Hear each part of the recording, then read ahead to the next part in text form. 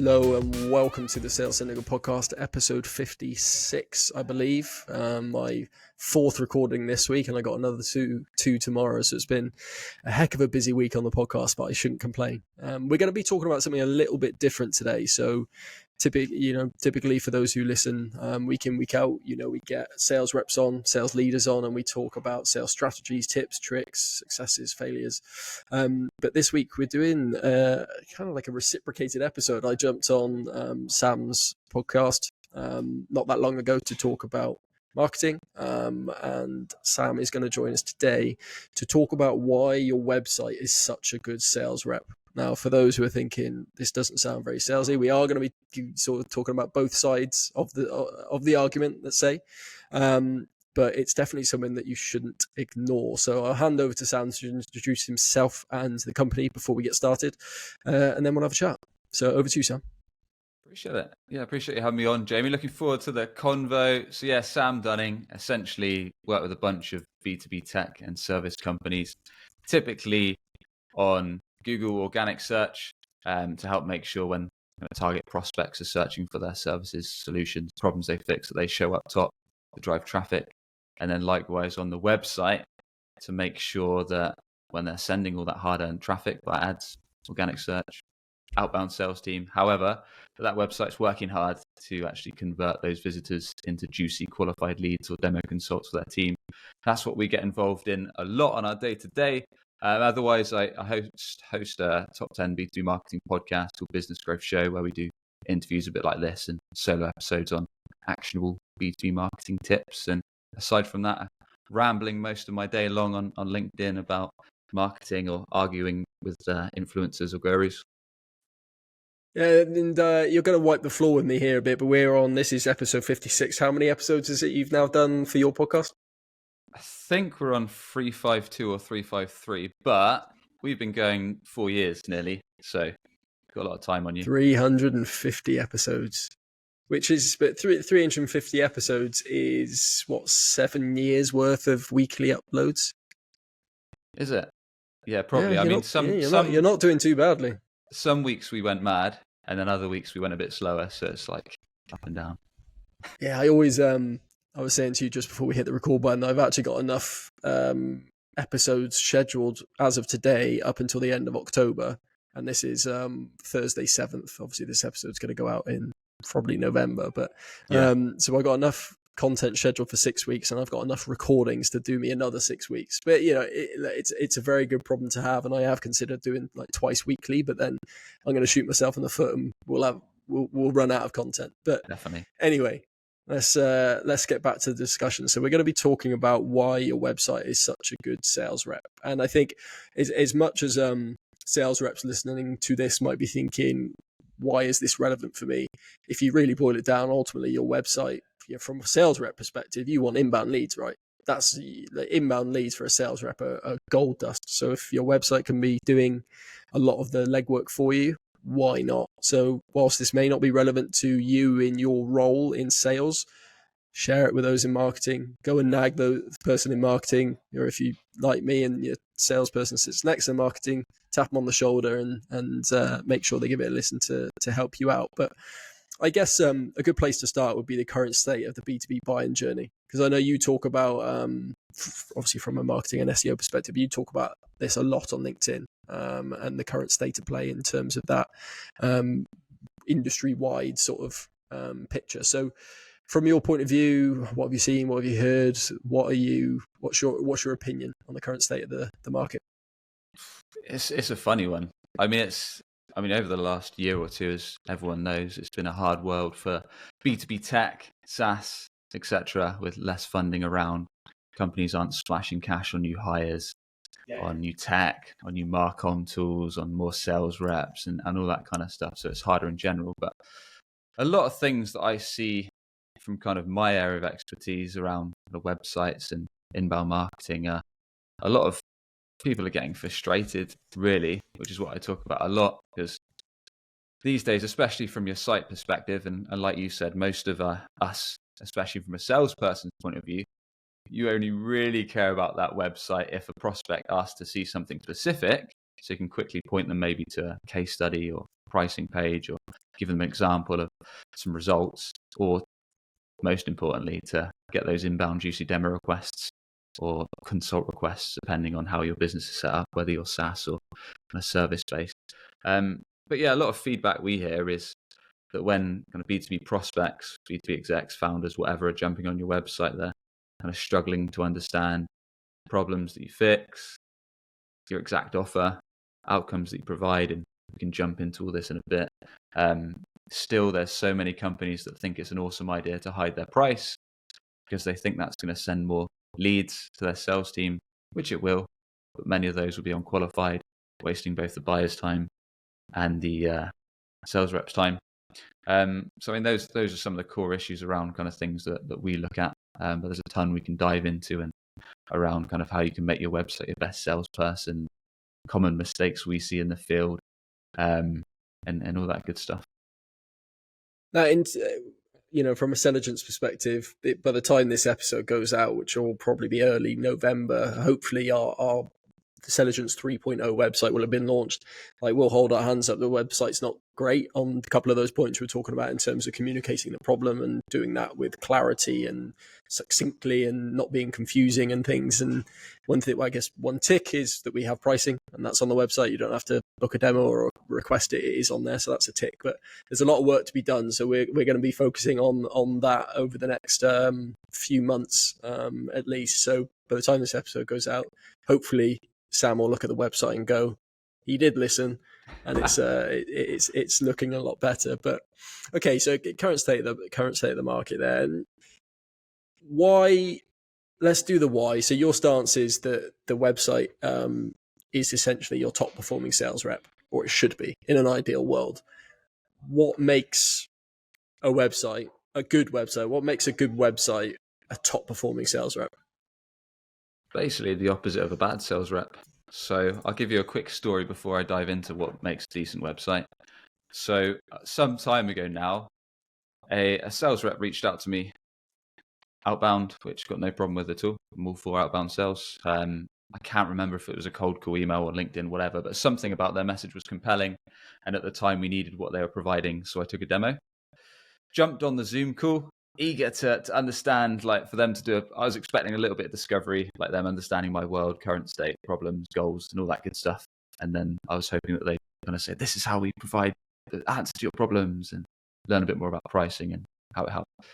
Unfortunately, that didn't happen. I jumped on the Zoom before I could get a word in edgeways. Like, the sales rep was talking about their company's history, how long they've been in business, how great they were, all their amazing rack of clients, just all the accolades of this business, literally for the first 5-10 minutes. It got to probably minute 12, minute 13. I was nearly falling asleep, and I was like, mate, I need to cut it off now. You haven't taken any time to understand kind of where I'm at, what I actually care about for our business, kind of any issues I'm facing, what I want to get out of this solution. You just rambled on about your company for 15 minutes. I'm going to have to cut it short. If there's anything specific you want to send across, but just kind of left a sour taste in my mouth. And it was, to be fair to the chap, it was probably just poor sales training. He hadn't been trained on how to run discovery calls or whatever. And hopefully he's kind of had that sorted out since. But my point is, terrible websites are just the same, right? So they tend to focus on me. They're very ego driven. So they'll be like, you'll head onto their homepage, you'll see the hero or the banner area. It'll be like, world class, 360-degree, best in class situation. Get a cutting edge angle of all your reports in our all singing, all dancing CRM. You've scrolled down the homepage for a few seconds and you're still not quite sure what this piece of tech or this service does. All you can see is a bunch of G2 glowing reviews, a banner that says we just got funding, but you're still not clear on kind of the value prop or the problem they fix or how it's going to improve your life or help you get the job done. So what I'm saying is do the opposite of that. The best websites I've seen from a B2B perspective are built from solid customer research, in the sense that they are crystal clear on who they're building this for, like who the ideal client or the dream client is, what niches or industries they're in, what their top 3 or so problems that they're facing are, the main jobs they want to get done, the main outcomes they want. So when you land on their site, straight away on that homepage, it passes something called the grunt test. coined by a chap called Donald Miller in a book called Building a Story Brand. Great book for anyone in marketing or sales. But basically, it means as soon as if a caveman was sitting in his cave with his just fired up his laptop, could he quickly grunt with just seeing your website exactly what you do, how it helps, and thirdly, would there be an easy way for him to learn more or get in touch? And that's a quick grunt test you can run with any prospect that's not been on your website before. Stick your site in front of them, give them like 5 secs. Can they quickly understand what you do, how it helps them, what's in it for them, and can they kind of easily find a way to contact your sales team or learn more? So those are like the main things from your homepage. And yeah, you've got the typical kind of top hero banner area. Under that, you've probably got some social proof, some reviews, sliding logos, brands you've helped, whatever. And then probably you've got some screenshots of your product in action, maybe some more social proof underneath, and then maybe some call to actions to kind of take the next step, whatever. So those are the first things that come to mind. There's a bunch of other pages that are really going to support your sales team building trust. Because like I say, the best websites I've seen, they just focus on what ideal clients care about. Because from a B2B perspective, after, like you say, Jamie, running kind of 340 B2B marketing podcasts with B2B execs, founders, and some sales leaders, most of them, they want to quickly jump on your website. Their time's short, right? So they've probably clicked an ad or seen you on LinkedIn or done a Google search or clicked your YouTube sponsored listing, whatever. They want to quickly get an idea that you can fix their problem. They understand how you can help them. They probably want to see some proof of results, case studies, customer stories. They want to check they can afford your offer at the pricing page. We can dive into best practices on these in a sec. They probably want to get some of their questions answered.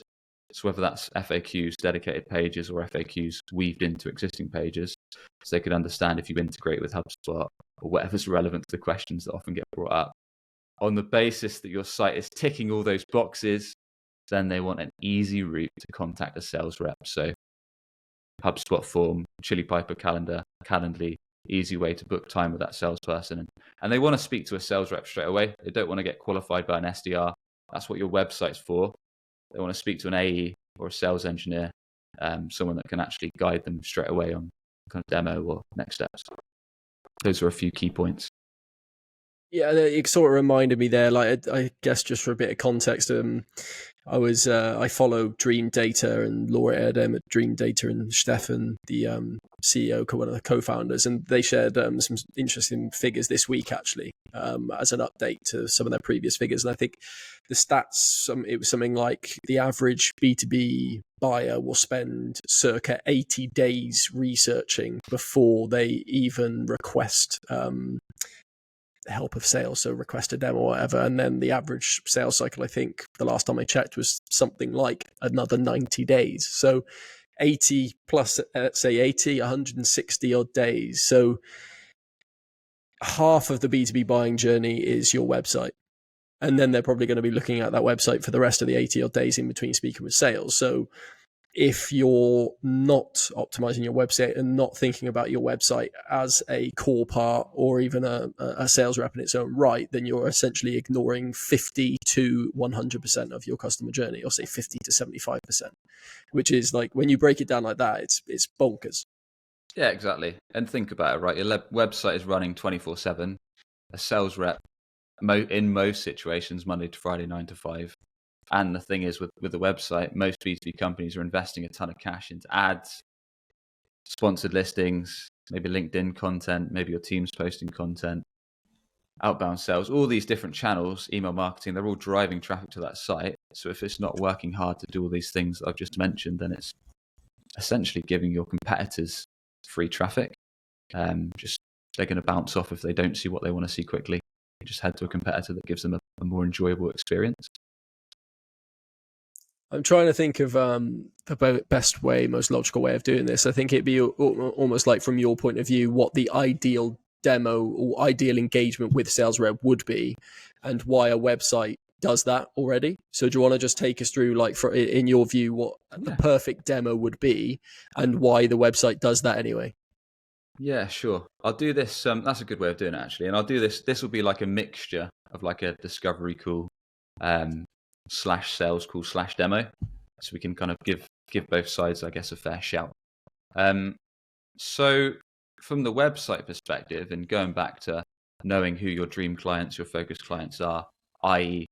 the niches or industries that are in, the main problems they care about, the main things they want to improve in their business. So that's outcomes, revenue, improve processes, improve headcount, whatever. All those main things, that's important. So just like to have on your website, just like a sales rep should know that when they're doing their outbound targeting or building their calling lists or their email list or their social selling stuff, having that ICP, dream client profile defined, it really helps with your site. So if you think of it from like a discovery call process, like the best sales reps I've seen, Jamie, they bring up objections before the customer even has, or the prospect rather, the suspect, as Benjamin Dennehy would say, even has a chance to bring it up. So even the ballsiest sales reps I've seen will even go into discovery calls or demo calls and say, look, being quite candid, we're not a fit for everyone. Like 3 reasons why we typically won't be a good fit is our starting rate is 15K per annum. We don't integrate with these situations, and we'd also need kind of 1 hour of your team's time per month. So knowing all this, is it still worth us having a chat, or should we end it there? So that way you can bring up the objections up front. But how this comes from a website standpoint is the best websites in their relevant pages. So when you go onto B2B websites, right, you have like solution pages, you have customer use case pages, case studies, you have product pages, depending on the type of offer. What I'm getting at is they weave in these objections within the copy to handle it. So, for example, if we talk about a pricing page, in that pricing page might be questions like, quite literally, I did this on our website recently. I put a bunch of FAQs in the bottom of it saying, why are you so expensive? And then I give a reason like, yes, you can get cheap SEO and web agencies. Typically, they're either freelancers or they're limited resources. We've got dedicated experts and kind of cover that. How long does it take to see results? How do you stack up to these competitors? What is it like working with you? Do I get a dedicated account manager? So the best sales reps have a list of all these questions that they get asked on a daily basis, and likewise all these objections, and they're bringing them up in the sales call before the prospect has a chance to do it. Your website can do just the same. So on relevant pages, you can quite literally bring these up, whether that's an FAQ section, whether that's weaved within the copy itself. That's quite a good starting point. Having from a website perspective, you'll probably have dedicated pages for main niches, industries, personas you serve. Sales reps perspective, yeah, you're going to target them straight away. So let's go a bit past discovery from a salesperson's point of view. Usually, like great sales reps will kind of be really good storytellers. So when perhaps customers are asking for an example, they'll walk you through a customer, their kind of early stage state, like the problem they faced, why they chose to work with you, how you overcame that problem, the results that you've brought to the table, why they recommend, and what life's like now. And you can do that with your own case studies on your website. So you can have awesome video testimonials where the prospect's going to talk about kind of what was that bleeding neck problem they faced, why did it get to the point where they really had to reach out and get your software to kind of streamline processes or improve processes and all that good stuff.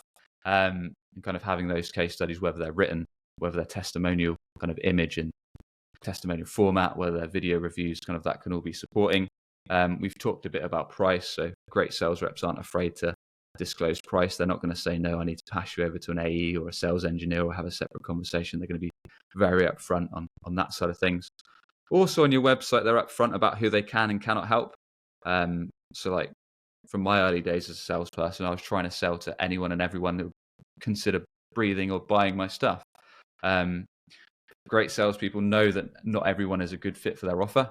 So they're open on sharing things like price, processing who they can and can't help. Your website should do the same. In fact, great B2B websites actually repel people because they share prices, they share case studies, they share their processes, they share things about their integrations, they share who they don't necessarily help the best or integrate well with. So repelling kind of poor fit prospects isn't a bad thing. You can also consider sending people to kind of similar companies that are perhaps on your recommendations list and kind of setting up referral schemes and stuff like that from a website standpoint. And likewise, a sales rep might have trusted partners and they'd say, I don't think we're the best fit in this situation based upon your goals and objectives, so I'm going to recommend this company. And they might have a reciprocal agreement. That's always worth setting up. And then, in terms of demos, I mean, there's a really controversial thing that's going around. Well, it's not that controversial, but for some people it is. In the B2B world now, companies are, a lot of more companies in the tech space are putting demos on the website itself. So instead of like screenshots or GIFs, or leave your email to see a short demo or snippet video demo, they're actually putting like integrated demos on the website. So you might have to leave your email. Some will be gated, some won't. But you can actually start playing around with the tool on the website. You can actually start seeing the SaaS solution action. So that's something to consider. If a prospect is continually asking to see the offer, chances are that you should probably share that quite openly, rather than guiding them through 1, 2, or more calls.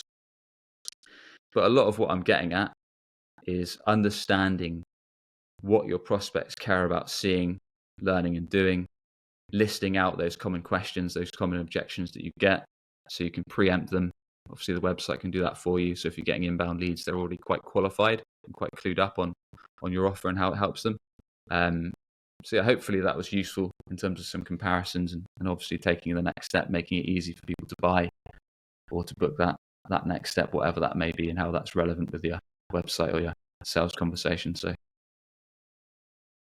it's interesting. There's a couple of sort of highlights in there for me. I've been having a good few conversations over the past couple of weeks on a couple of those points. So I think you called it, like, well, you said the best websites will repel customers, but repel bad fit or whatever. And there was this conversation I was having with Arthur Castillo, Chili Piper, and Jen from Lavender about anti-sales and this theory of people want a trusted sales or trusted advisor now. They want someone that they almost have a friendly, a sort of friendship style relationship with, a peer-to-peer, the mutual respect of, I respect you as a salesperson, I trust you as a salesperson, and therefore I am more likely to buy from you. And they were talking about this theory of the best sales reps will try and help you with tools that aren't your product or solution, that are free. So you'd say, have you tried A, B, or C? Because we found, based on the conversations we have every single day,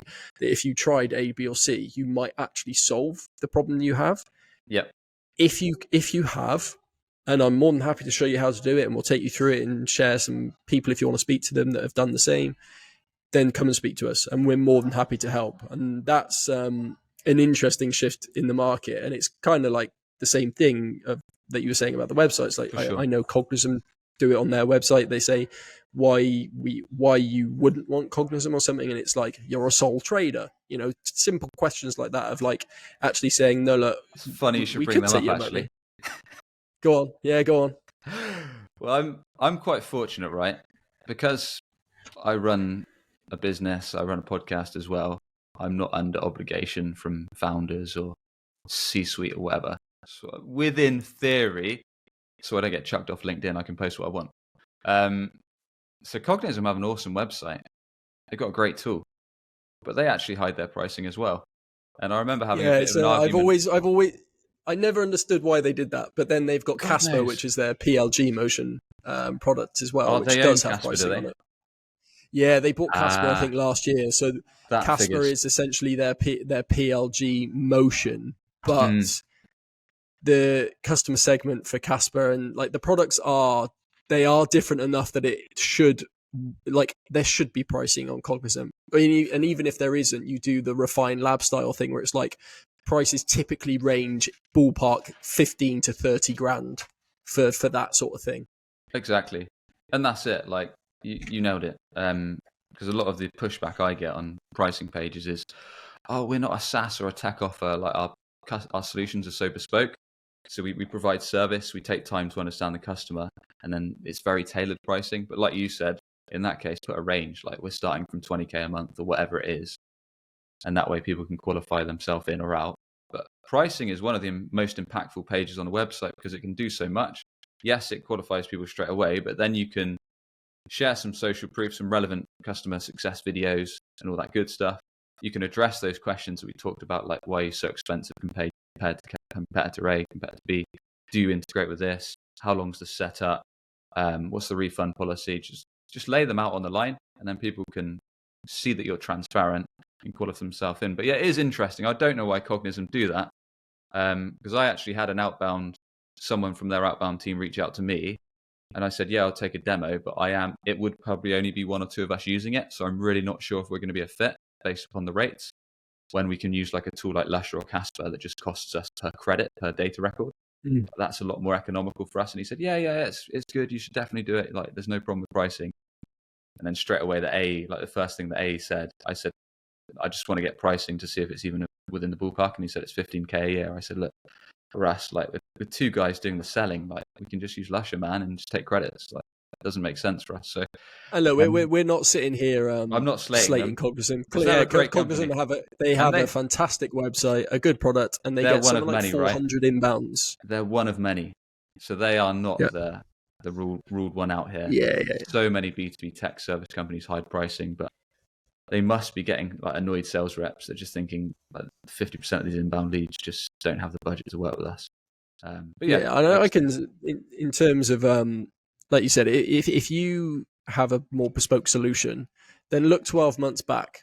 What did you charge on average for stuff over the last 12 months based on certain variables, certain tiers, certain headcounts, whatever? You can easily give a ballpark figure of what it's going to cost.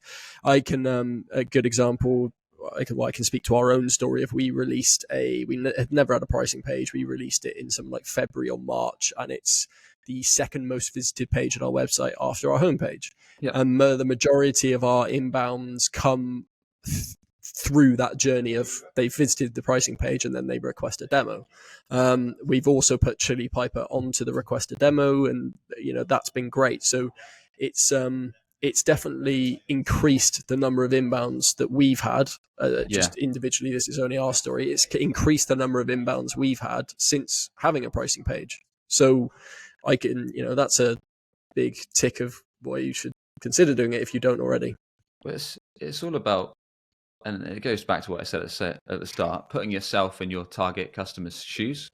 Like if you were buying if you were interested in a service or a piece of tech, like let's take calendar booking, for example, and you're comparing 2 or 3 vendors, if the first vendor you looked at was hiding their pricing, you'd think, well, this is a bit weird. Like I just want to get an idea of how much it costs me a month. But the other 2 vendors say like we're $15, $20 a month. I'm going to lean more towards them because those guys are quite candid with how much it costs. And I don't want to sit on a 30-minute sales call just to be qualified and then realize it's out of my budget. Well, and psychologically, right? If I see it come across a website that doesn't have pricing, I'm like, oof, that's going to be exactly expensive. Yeah. So I think a lot of the times, just the higher ups, the stakeholders, kind of put their ego first and think, well, we're going to get more leads if we do this. But in theory, you will get more inquiries, but a lot of them just won't be well qualified. So it's a balance, right?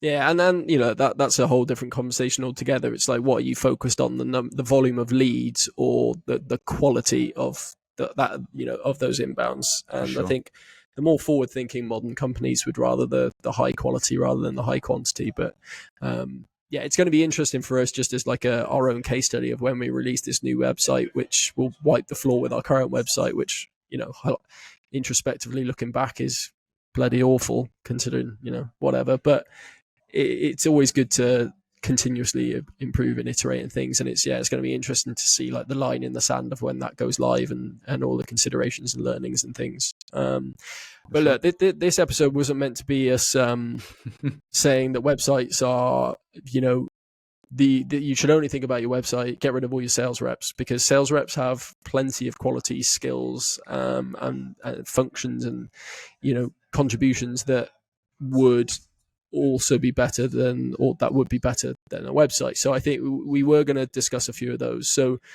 I'm more than happy to share some, but I think let's get a few from you. So from your point of view, what do the best sales reps have that websites just cannot compete with?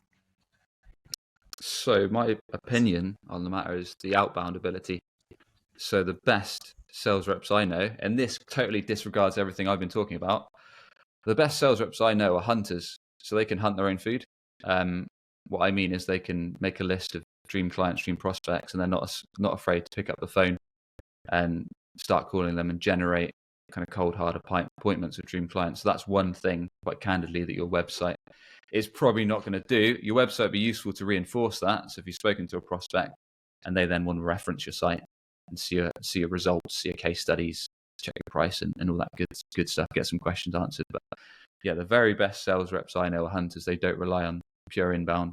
I'm not delusioned enough to say that inbound's the only way. I know that outbound supports inbound supports outbound. Likewise, if someone keeps seeing you top of Google and you're giving them outbound calls, or you're sending outbound emails, or you're doing social selling, they work together. Both motions strengthen each other by building brand reputation and trust in prospects' minds. So that's probably the top trait that I'd say. But then if I was to flip that to the website, because that's my speciality, I'd say we're emotional as humans, right? So a lot of sales reps, this is going to piss a lot of people off, but are too scared to pick up the phone. They'll hide behind email, they'll hide behind social selling, LinkedIn, and all that kind of stuff, and they'll make maybe a couple dials a day. Whereas your website has no emotion, you can send traffic to it, and it's not afraid to qualify people with those pages we talked about. It's not afraid to raise objections. It's not afraid to share pricing and get the job done. So sales reps could learn a lot from that in terms of knowing their focus client, knowing when to bring up problems, knowing when to tackle questions, and knowing when to be upfront and transparent and guide prospects about what they care about, at the same time keeping an agenda, as you should when you're running a sales convo. Yeah, and I think the ones that I was going to sort of contribute were probably more the personal side of things, right? So websites are by design quite cold, right? There's not, they can have a personality with color and textures, visual textures and videos and things, but ultimately it's still not an individual that can have a conversation with you that isn't one message and whatever. So I think I wanted to have a chat about that trusted advisor bit, really, like the more personable, consultative, the humor, right? So I think the best sales reps that I've spoken to and I've ended up buying from, Heather Leo, I keep mentioning her name, was brilliant from Chili Piper. And one of the best traits that Heather had that their website absolutely didn't was her warmth and her humor and the conversations that we had on every single call. And I think you can go some way to giving your website personality and those sorts of traits, but ultimately people love having good relationships and building networks and circles and things. Like we're humans by nature are sociable creatures.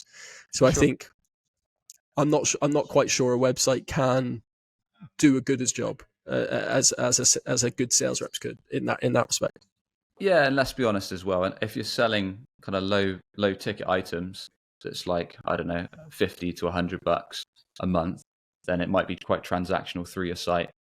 Whereas when you get into enterprise grade software, or enterprise grade services, thousands of bucks a month, you're going to need to speak to a sales rep, right? It's not something you can do for a website. So that conversation needs to go offline. So that's where you need someone like you say that's going to build rapport with that target prospect. And the good thing about what you mentioned is, tools like LinkedIn can be super effective for salespeople for sure. I know over the years I've bought services, tools, and stuff just because that salesperson in my mind was really trusted, because like daily they'd talk about the problems they fix, they'd share stories, they share use cases, they'd handle kind of questions they were getting from customers, they'd use humor, they'd make jokes around their industry, around their niche. I know the lads, Jack and Zach from We Have a Meeting. I know you've had them on this podcast. We used them a couple times. They used us for the website, mainly because we saw each other posting on LinkedIn. We kind of enjoyed each other's content, got on each other's podcasts, and then did some business together back and forth. So that is very valuable for sure, especially when prospects drop off your pipeline. So like if you're having like a sales conversation with someone, a deal gets put on ice. If you add that prospect on LinkedIn, and then they're consistently seeing your content like day in, day out, and you're providing useful tips, insights, ideas, and stories, then of course you're going to be top of mind when eventually they are getting closer to needing to buy. There's lots of ways that you can stay top of mind, which kind of sales pros tend to do. And it's interesting you mentioned Jack and Zach, because the event that I was speaking about before we hit the record button, that doing in Dublin. I don't know how much I told you about it or if we discussed it previously, but we're doing an event in Dublin. This episode's not going out till after it. So we're thinking of doing an event called Podcast and Pints, which is essentially 100 salespeople in a bar, and we give them all free alcohol. And then we have a little table in the corner set up to do speed dating podcasts. So like 10-minute episodes with people. Sounds awesome. So we're going to be doing that in Dublin. By all means, if you're in Dublin, let me know and I'll send an invite over. I'd love to if I could. Yeah. Bring the kid. We'll get some fruit shoots. It's fine. Yeah, so Jack and Zach were actually trying to get them to come and sort of MC the event for us and be the personalities, the hosts, and actually do some of the recording with us and things. So, that just goes to show how important that humor and rapport and trust and just personality goes. But look, from a website perspective, that's where your content comes into things, right? We haven't really touched on content on our website, but your content can be extremely personable. Like, look at this podcast. I'm sure you have links to the podcast or even the podcast itself on your website. And that helps people to build a picture of who you are as an individual and as a brand, what your core values are, let's say. So content is something I know that you're massive on, but that's probably something we haven't talked about in terms of actually building a library of content that helps communicate who you are and what you're about and your personality. Oh yeah, for sure. In terms of website, I mean, there's so many advantages in terms of how it helps, both for SEO side of things. So if you want different lines in the water, just like sales reps will use different channels to engage with their prospects, whether that is cold calling, email, social, physical mail, networking events, etc. Kind of website can build out content assets, what we call evergreen assets, that are searchable not just now but for days, months, and years to come. So when prospects kind of search on Google for kind of maybe problems around your niche or questions around your niche or directly need your solution, you can build out whether they are service pages or blog articles directly to address those topics. You can inject some personality into it. Yes, you can make sure it kind of follows SEO best practices so it ranks. Yeah, you can weave in kind of embedding nice YouTube videos that cover the topic nicely or a relevant podcast.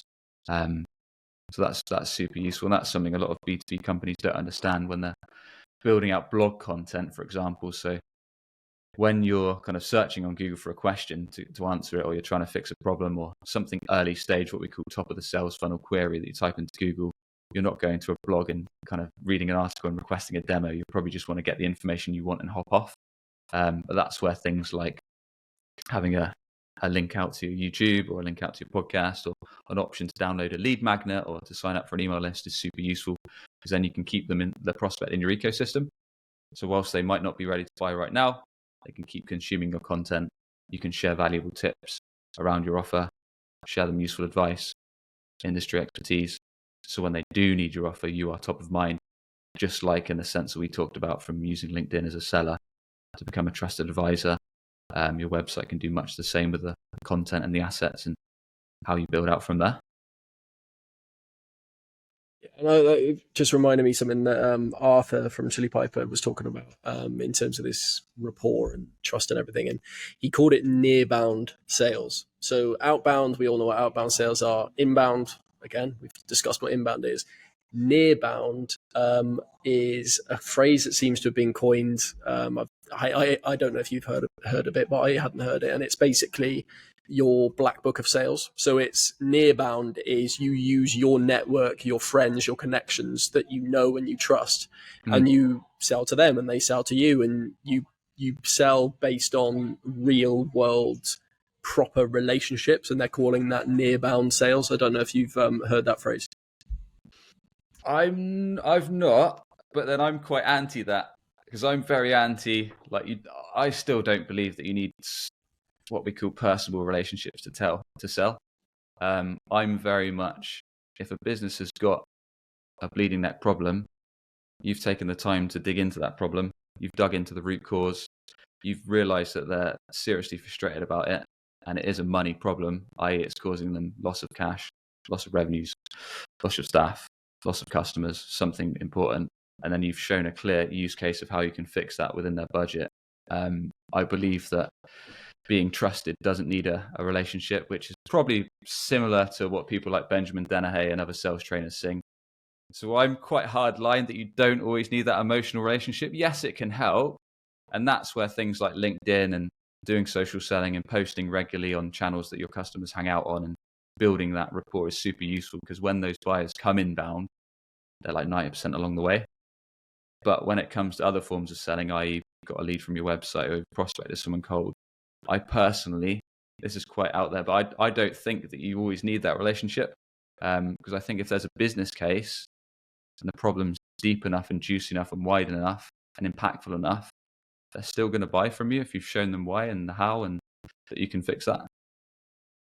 Yeah, I think I would agree with you in that you definitely don't need it to do well in sales. You don't need it to, I don't know, increase your win rates. I think it's subjective down to the individual that's buying, right? Some buyers really like that like velvet glove, what a white glove treatment, that they want their hands held throughout the process. And some people like, I just want to buy. Can you just send me the bloody pricing and I'll pay now? Just give me the invoice and I'll pay it now. Like, but okay. So to summarize, I think like having a chat about it in both sort of sides of the argument and things, I think probably like a thing to take away would be that your website is the first sales rep that you should invest in.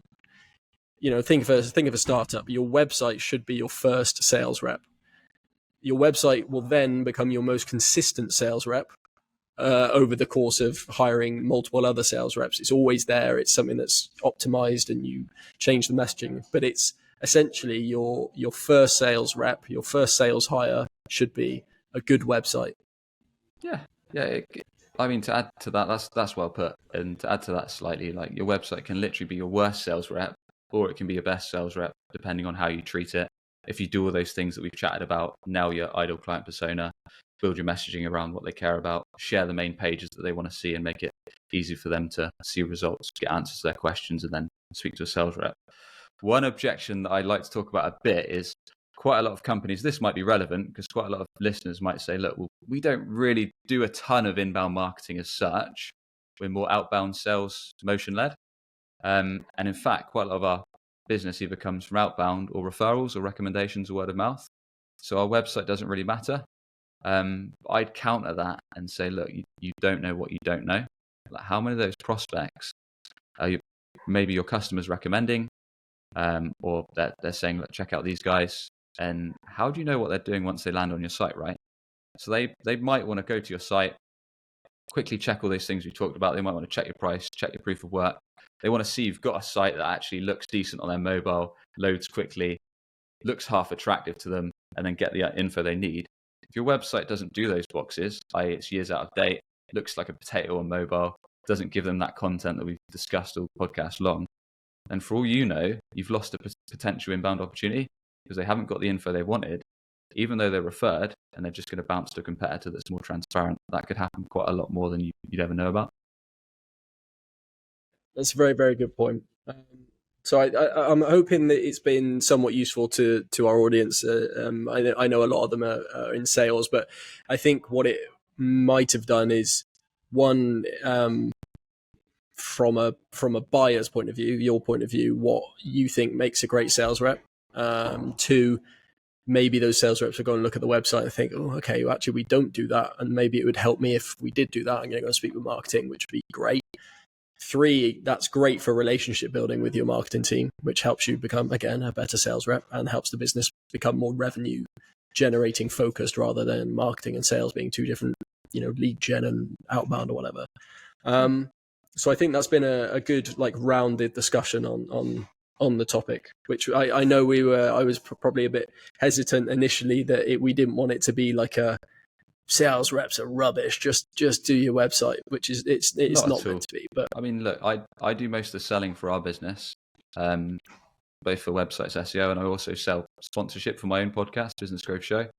So I'm out in the trenches, right? I've done a ton of outbound sales, cold calling, so I've got huge respect for any salespeople. It's one of the toughest jobs there is out there. Like, you're getting rejected day in, day out. You've got a quota to hit. There's a lot of stress on your head. But at the same time, it can be immensely rewarding, kind of earning commissions. You can earn a ton of cash if you do it right. It can be a really, really rewarding career. So hopefully there were some takeaways there in terms of kind of understanding what your buyers care about, kind of making a list of those top objections and not being afraid to build them up. And if you're not sure about them, obviously talk to your leadership or talk to your other sales reps, perhaps any community or network you've got. Don't be afraid to bring up pricing early. It's only going to help you in the long run. Kind of bring up problems and take the time to, especially on your cold outreach, kind of buyers care a lot more about problems than they do about benefits or offers. So if you can kind of nail those top 3 bleeding neck problems, not just for your website, but in your outbound message, that's going to resonate a lot more than talking about how great you are. So hopefully that helps a little bit. And one more question for you. Podcast and nominate. You've been on, we've chatted with you. Who do I need to get on next and why? Have you had Benjamin Dennehy on? We haven't, no. Definitely get him on because he's great fun, proper controversial, and he shares actionable stuff. So he was super useful from that standpoint. For a salesperson, who else have we had? We've had tons, right? I'll certainly send you a list after the show. Jeb Blunt's always fun. Jeb Blunt's a good guy. He's worth having on. We've had him on ours. He's wrote tons of sales books. He runs a company called Sales Gravy. So that was what was it? Jeb Blunt. Jeb Blunt. So Jeb, and then his surname. I was going to say that's an interesting second name. I've not heard. Yeah, Blount. He's got tons of sales, but he's smart. Brandon Bonanson, you heard of him? Runs a company called Seamless AI. He's not just a good salesperson. I know. Yeah, I know Brandon. I don't know Brandon, but I know who you mean. He's good fun. But yeah, I'll share with you a ton that we've had on the show. Wicked. Well, look, I appreciate you jumping on. We've both been on each other's podcast now, so we've done the demo for a demo or a podcast for a podcast, the cliche thing or whatever, the typical thing. But no, I think it's been really good, really enjoyable. I'm very envious of your podcast setup, so we'll probably have to have a chat with you about all the kit you use for that, because I'm quite geeky and nerdy about that, and it's looking mighty crisp. But yeah, I appreciate you jumping on. Hopefully the listeners have got some value. If you have, please leave a review. Make it a good one. Hit the like button, hit the subscribe button, and we will catch you in the next episode. But thanks again, Sam. Cheers, man.